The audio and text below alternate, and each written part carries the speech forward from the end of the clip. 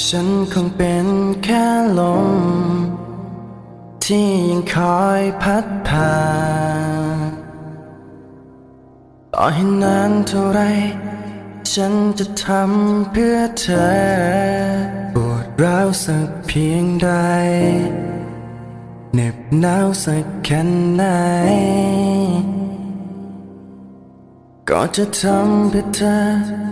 นั้นอบอุ่นคลายเหงาได้แค่เพียงมองเธอจากภาพปีเดิม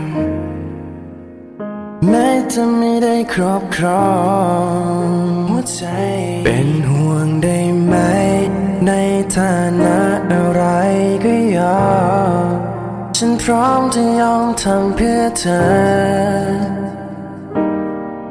ไม่จะเหงาหรือเจ็บแค่ไหนให้ฉันคอยดูอยู่ตรงนี้ฉันขอเป็นเพียงแค่ที่พักใจไม่ได้หวังอะไรมากมายแค่เพียงได้ดูแลเธอก็พอใจ